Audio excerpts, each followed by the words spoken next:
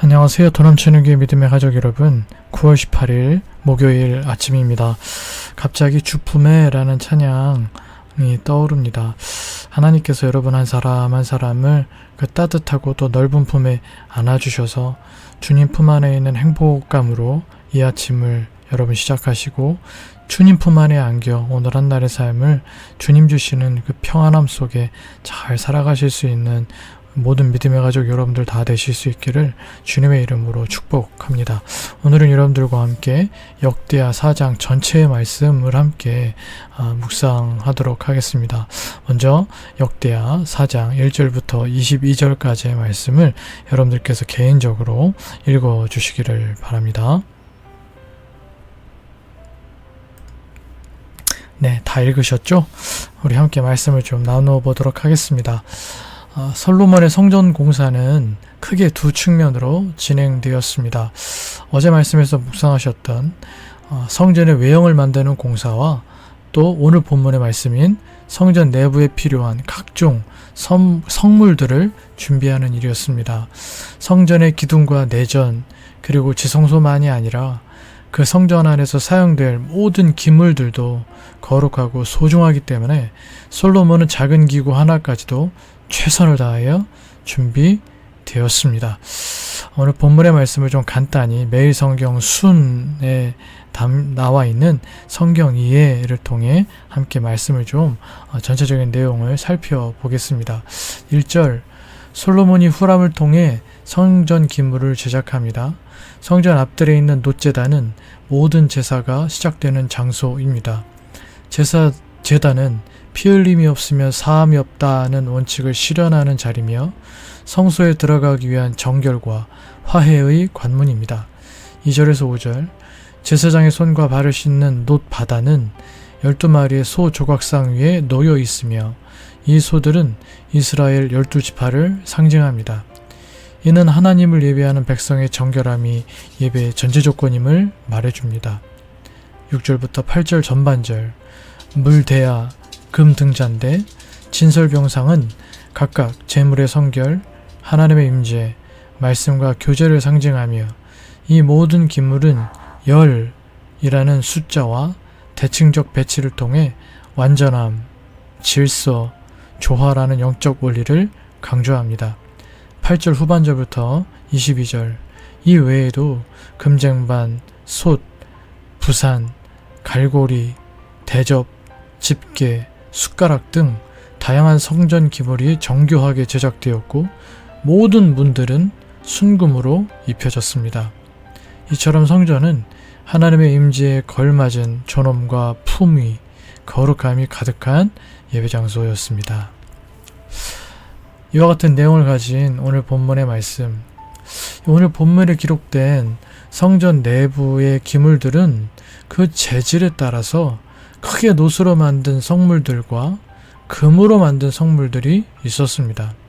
먼저 놋으로 만들어진 성물들은 1절 번제를 위한 제단, 2절에서 6절에 나오는 바다와 물두멍, 9절에 뜰에 문짝에 입힌 놋, 10절로 18절 제단의 그릇들과 기타 각종 기구들 등이 있고요.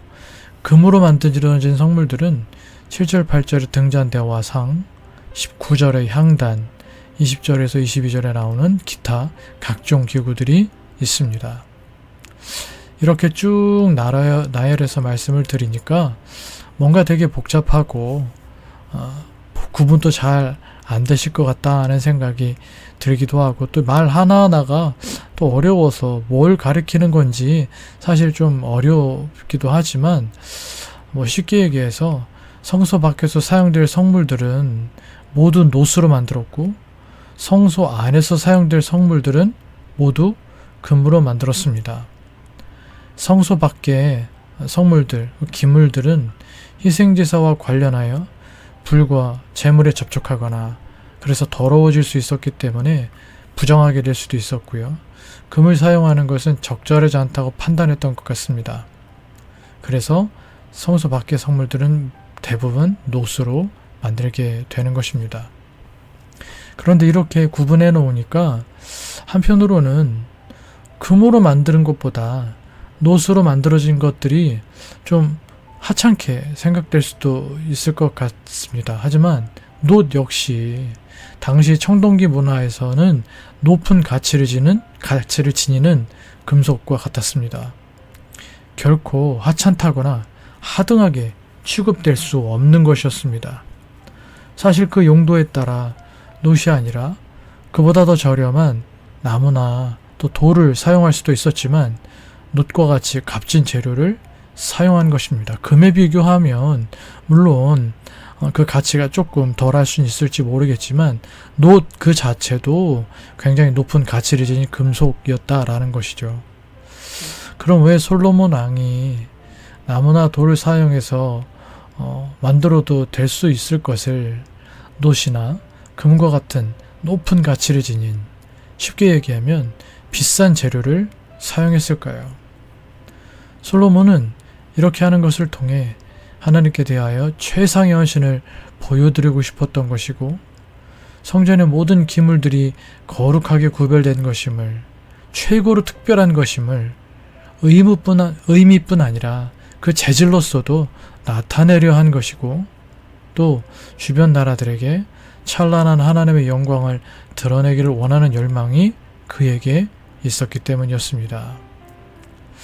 사랑하는 더넘치는 교회 믿음의 가족 여러분, 하나님께서 우리 더넘치는 교회에 기적같이 허락해 주신 우리 교회 예배당을 솔로몬처럼 사랑하고 아끼고 소중히 여기는 마음들이 여러분 안에 가득하시기를 소망합니다. 그리고 솔로몬처럼 하나님께서 주신 이 아름답고 좋은 예배당을 더욱 아름답게 만들어 가려는 실제적인 노력들을 솔로몬처럼 기쁨과 열정으로 잘 감당할 수 있는 우리 모든 믿음의 가족들 다 되실 수 있기를 주님 안에서 간절히 소망합니다.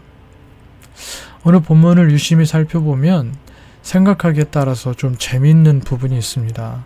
4장 1절, 솔로몬이 또 놋으로 제단을 만들었으니 길이가 20규빗이요 너비가 20규빗이요 높이가 10규빗이며, 18절에 이와 같이 솔로몬이 이 모든 기구를 매우 많이 만들었으므로, 19절 솔로몬이 또 하나님의 전에 모든 기구를 만들었으니, 내일 묵상하시게 될 5장 1절에도 솔로몬이 여호와의 전을 위하여 만드는 모든 일을 마친지라, 솔로몬이 만들었다라고 말씀하고 있는데요. 정말 솔로몬이 만들었나요? 그렇게 생각하시는 분은 아무도 없으실 것입니다. 솔로몬이 신하들에게 일을 만들도록 지시를 했을 것이고, 신하들은 또 왕의 명령을 받들어서 그 일들에 적합한 일꾼들을 찾아서 이 성물들을 만들게 했을 것입니다. 제가 말씀드리고 싶은 것은 바로 그런 와중에 실제로는 적합한 일꾼들, 장인들이 만들었지만 모든 공이 솔로몬에게 돌아가고 있는 오늘 본문 속에서, 더군다나 솔로몬이 누군가요? 이스라엘 전 역사 속에 최고 전성기를 보낸 가장 위대한 임금이라고까지 일컬어지는 임금이었잖아요. 그런 솔로몬의 탁월한 리더십을 계속 드러내고 있는 오늘 본문 속에서 결코 소개되어지지 않을 수 없는 특별한 한 분의 이름이 등장하고 있다는 것입니다. 그는 11절 말씀에 기록된 후람이라는 분이었습니다. 16절에 후람의 아버지라는 표현 때문에 오해하실 수 있지만, 이 후람의 아버지라는 표현의 문자적인 뜻은 나의 아비 후람으로, 여기서 또 아비란 치리자 또는 좋은 자를 뜻하는 말입니다. 그 나의 좋은 자 후람, 이렇게 표현할 수도 있겠죠. 쉽게 표현해서 후람의 아버지라는 이 표현은 우리가 음악의 아버지, 혹은 문학의 아버지와 같은 의미로 후람이라는 분이 당대 그리고 후대 사람들에게 그만큼 탁월한 장인으로 평가되고 있었다는 점을 보여주고 있는 표현인 것입니다.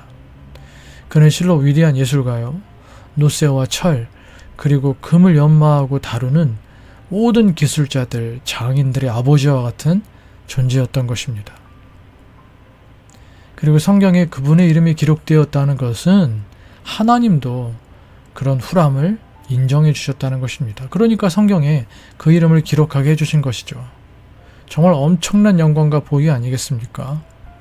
인류 역사 가운데 성경에 기록된 자신의 이름이 들어간 사람이 얼마나 되나요? 우리가 성경 읽다 보면 많은 이름을 만나지만 이제까지 인류가 시작된 이래로 모든 사람들을 다 생각해 본다면 성경에 이름 들어간 사람들은 정말 극소수에 지나지 않는 거잖아요. 얼마나 큰 영광이고 복인가요? 후람이라는 분이 이렇게 하나님에게까지 인정받는 장인이 될 수 있었던 것은 그가 가지고 있던 최고의 장인으로서의 기술과 예술성 뿐만 아니라 주어진 시간 동안 이렇게 많은 양의 성물들을 각기 다른 성물들을 만들어낼 만큼 엄청나게 부지런한 일꾼이었기 때문이었습니다.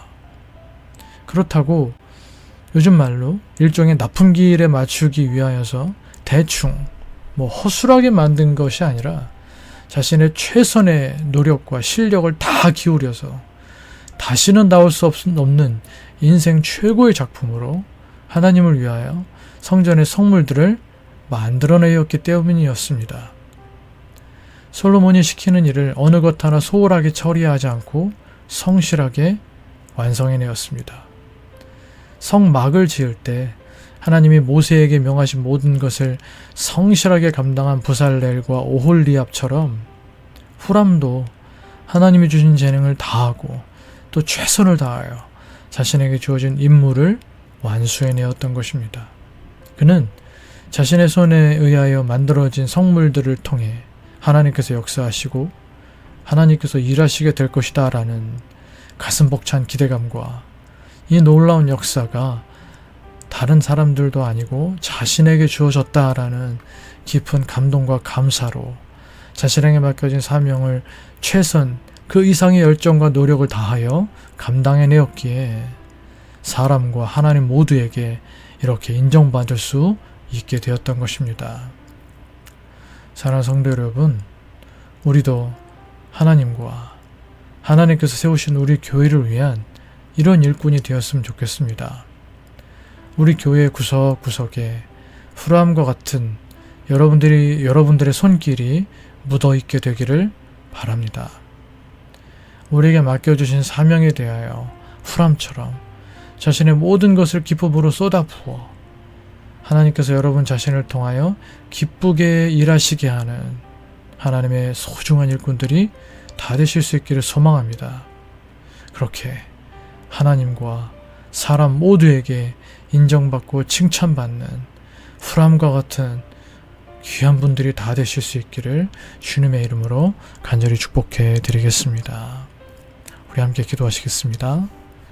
기도하실 때 오늘 말씀 붙들고 오늘 말씀 가운데 하나님께서 여러분들에게 주시는 도전과 또 결단케 하시는 부분들을 위하여서 여러분 기도해 주시고 또 여러분들 하나님께서 세워주신 우리 교회를 위하여서 또 우리 믿음의 가족들을 위하여서 또 여러분들의 개인적인 기도 제목들을 위하여서 기도하시다가 일상의 삶을 시작하실 수 있는 이 아침 되시기를 바라겠습니다. 우리 함께 기도하시겠습니다.